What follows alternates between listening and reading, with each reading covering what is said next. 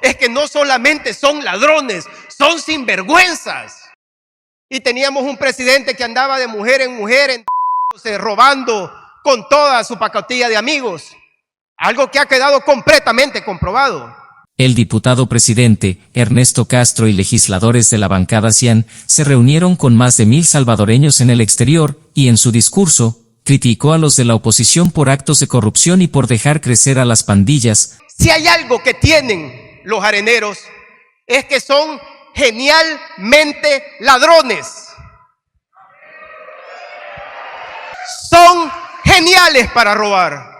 Es que no solamente son ladrones, son sinvergüenzas. O sea, ¿cómo es posible? Se robaron el dinero que estaba destinada para la gente. Y el FMLN como gobierno se convirtió en un desastre.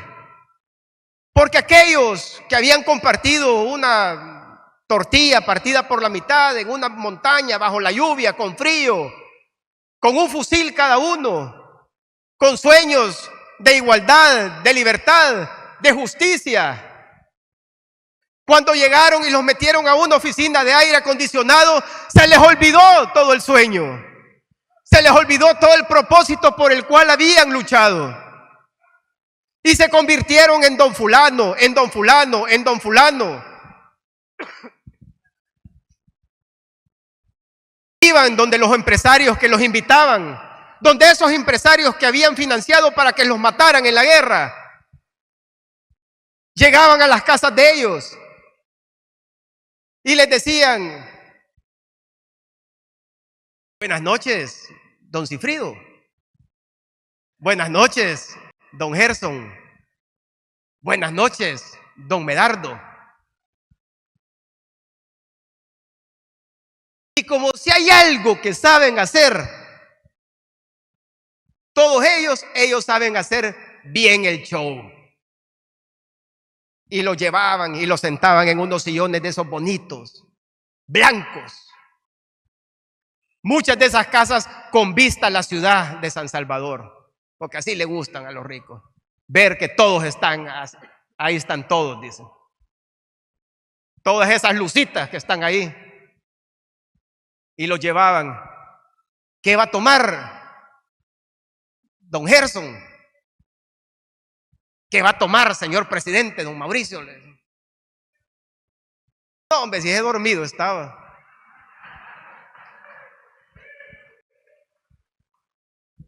Y ya se sentaban, ve ahí, y les decían lo mismo que usted, les decían, como no sabían qué pedir. Pues sí, ellos venían de tomar trenzuda, de eso, de lo que hay, pues. ¿Quiere un vino?, le decían. Vaya, pues. ¿Y de cuál prefiere? Del que usted diga. ¿Sí? Y les ponían el aire acondicionado fuerte, música y todo. Y ya salían de ahí y decían: mira, ¿y con quién estaba reunido? Es que nos hemos hecho bien amigos, hemos creado una amistad. Pobrecito. Y a cada uno de ellos los comenzaron a agarrar, los comenzaron a dividir. Cada uno de ellos se creyó el que cada quien dominaba en su feudo, dominaba su territorio. Y teníamos un presidente que andaba de mujer en mujer, robando con toda su pacotilla de amigos. Algo que ha quedado completamente comprobado. Y el desastre del FMLN, pero ¿saben qué? Es que nos equivocamos, hombre. Trajimos a uno de afuera. Ahora vamos a poner a uno de adentro. Y hicieron un concurso que como que era, elijamos al peor de todos estos. Es que miren, parece broma, pero pongámonos a pensar.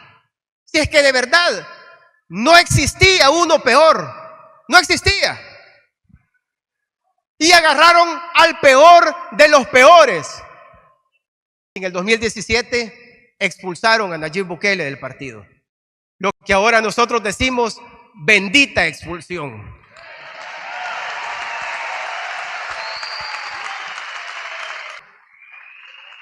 se hizo una coalición con el CD, porque era un partido que no tenía mucho desgaste, era un partido que nos podía aportar, que nos podía sumar, y comenzamos a reunirnos con ellos y comenzamos a ver la plataforma de trabajo para las elecciones del 2019, para lo que se venía, qué proyectos se iban a poder tener en conjunto. Y en una de esas, que nosotros estábamos, en una de esas reuniones, a nosotros nos comenzaron a decir que el Tribunal Supremo Electoral lo estaban comprando,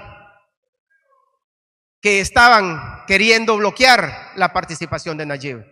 A nosotros nos costaba creer eso, porque nosotros decíamos, no es muy fácil que se haga eso, pero en realidad lo estaban haciendo y lo hicieron. Y el último día se vencía a las 12 de la noche. Nosotros estábamos reunidos esa noche en la sede del partido CD. Estábamos allí cuando a mí me cae una llamada o un mensaje, no recuerdo qué fue, y me dicen: acaban de bloquear, porque no habían dejado que nosotros participáramos como partido político, como Nuevas Ideas. Por eso es que se tuvo que hacer la coalición con el CD. Y a las 7 de la noche, 4 o 5 horas antes de que venciera el plazo, cancelaron el CD. Teníamos 5 horas. Era imposible, no podíamos competir. Nayib no podía competir. Y yo me acerco y le digo a Nayib, que estamos a la par reunidos, y le digo: cancelaron el CD. Y me acuerdo que dejó de hablar y me dice: ¿cómo me cancelaron el CD? Y le digo yo a la mesa: acaban de cancelar el CD. No es posible. Y comienzan a hacer llamadas y el tribunal y todo. Y nos dicen: sí, ya estuvo, lo cancelaron. Y comenzamos, caras tristes, comenzamos a decir de todo. Y yo nunca voy a olvidar las palabras que dijo Nayib esa noche.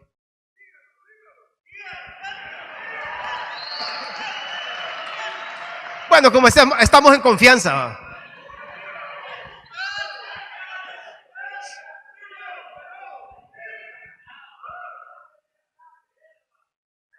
Este día, dijo, esta noche, dijo, Arena ya tiene presidente. Ese día, Arena ya tiene presidente. Porque anulaban a Nayib. Nayib no iba a poder competir. Y nos dijo a los que estábamos allí. Es que me da pena decírselo. Bueno, ustedes me están dando permiso.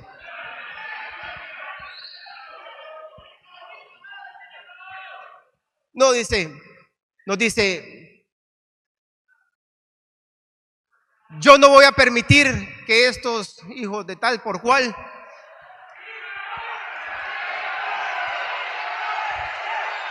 si estos hijos de puta nos van a ganar, que nos ganen en las urnas.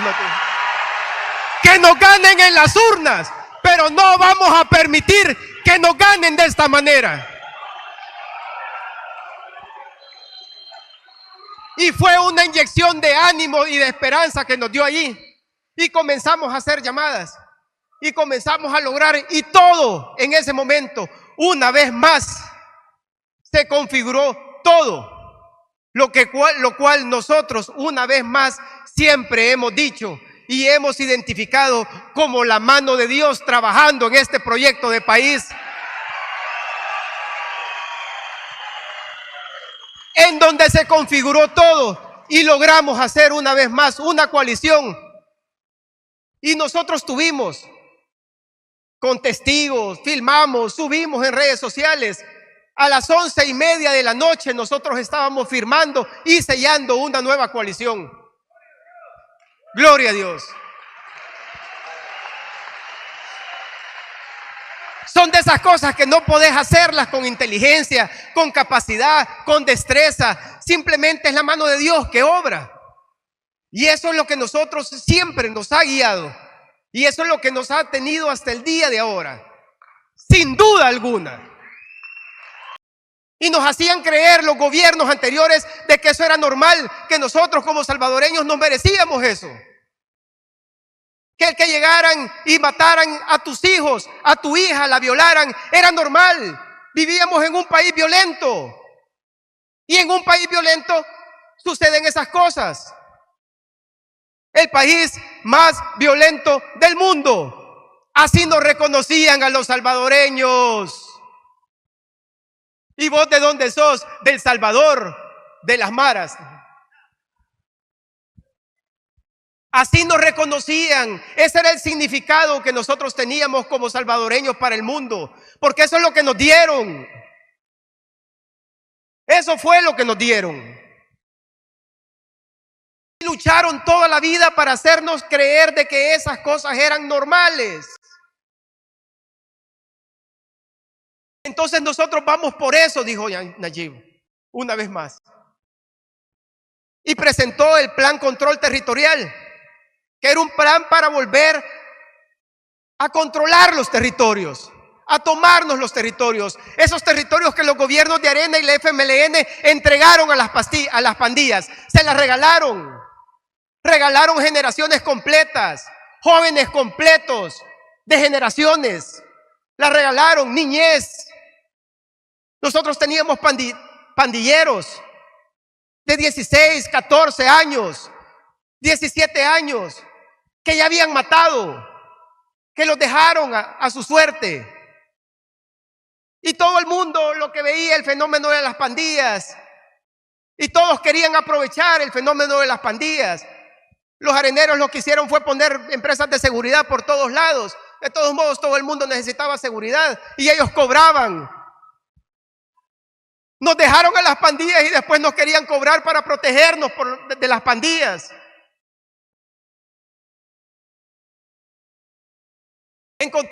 Se hicieron dueños de funerarias, se hicieron dueños de cementerios. Es cierto. Los periodistas se vanagloriaban escribiendo sobre el fenómeno de pandillas. Se iban a vivir con ellos. Iban a vivir con ellos.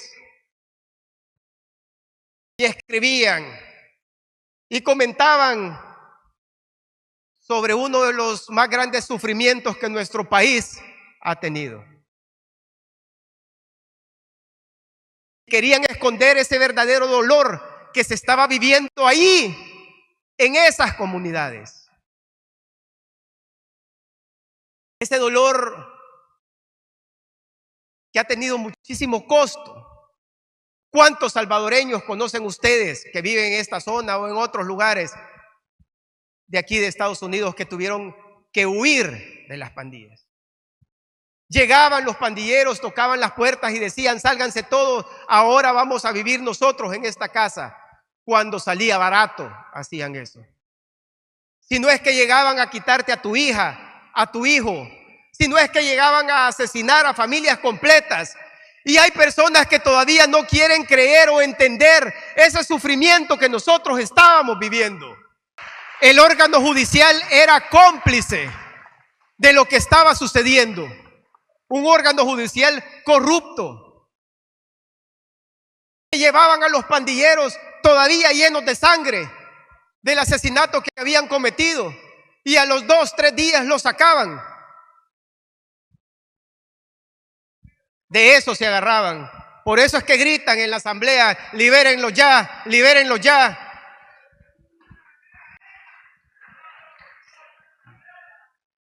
Por eso es que ellos siguen hablando de los derechos humanos de esos delincuentes.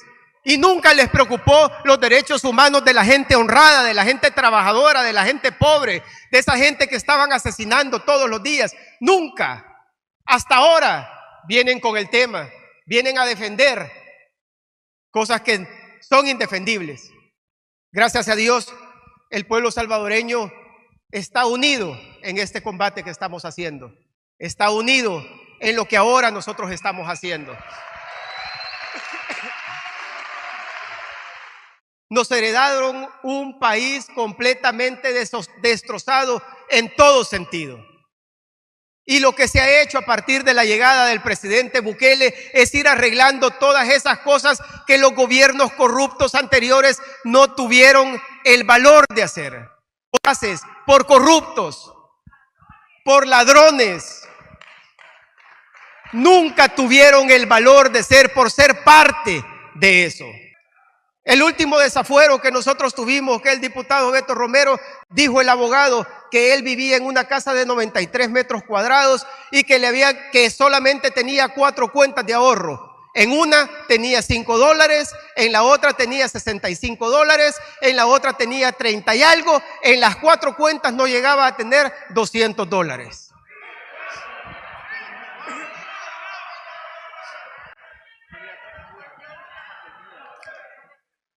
Dijo el abogado defensor, si ni carro tiene, dijo. Y no es broma, ahí está, así lo dijo.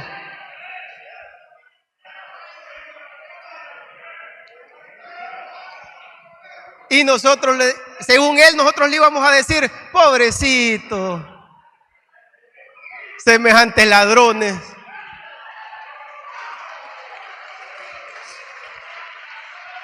A partir de la llegada de esta Asamblea Legislativa, el fuero constitucional ya no es pretexto para la corrupción. Hemos desaforado a 5 diputados. Y cada vez que la Fiscalía General de la República tenga las sospechas y nos dé a nosotros la solicitud de quitar el fuero, lo vamos a hacer. Para que vayan a enfrentar la justicia. En las redes sociales, 1 o 2 horas después de haber quitado el fuero al diputado Romero, comenzó a circular un video en donde él estaba en la casa de 93 metros cuadrados. Una casa con un gran bar. Yo creo que solo el bar medía 93 metros cuadrados. Una gran piscina, una foto. Bailando, alegres, disfrutando de lo que nos han robado a nosotros los salvadoreños. Pero eso se acabó. Nayib, Nayib, Nayib, Nayib, Nayib, Nayib, Nayib, Nayib.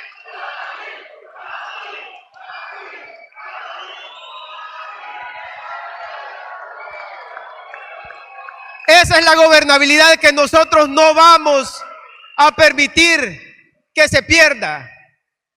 La oposición está nerviosa. La oposición sabe que el presidente necesita de una mayoría en la Asamblea Legislativa. Y están queriéndonos dividir. Y están llegando y apareciendo todos esos caballos de Troya que están queriéndonos dividir. Que están creyéndonos destruir desde adentro. Todos esos caballos de Troya que se disfrazan de buenos, pero que en el fondo lo único que quieren es que volvamos al pasado. Todas esas personas que quieren que el presidente pierda el apoyo que tiene desde la Asamblea Legislativa, eso es lo que están haciendo. Si ustedes se fijan, vean a todos esos que dicen siempre, yo quiero al presidente, yo apoyo al presidente, pero no, cambiemos la Asamblea Legislativa, porque eso es lo que ellos quieren, ellos saben a dónde están. Y aquí no importa por qué diputado voten, por qué diputado quieren ustedes apoyar, apoyen a quien quieran, no importa. Apoyen a quien quiera. Si nosotros no somos eternos aquí, nosotros estamos aquí de paso. Nosotros estamos aquí gracias a Dios y gracias a ustedes. No importa, pero apoyen al presidente y denle la gobernabilidad, denle el número suficiente para que él pueda continuar adelante. Eso es lo que no entienden, que es el pueblo el que está pidiendo, que es el pueblo el que habla. Eso es lo que no han logrado entender. Y contra la voluntad del pueblo no se puede. Y eso es lo que ellos no logran entender. Somos Mágico TV.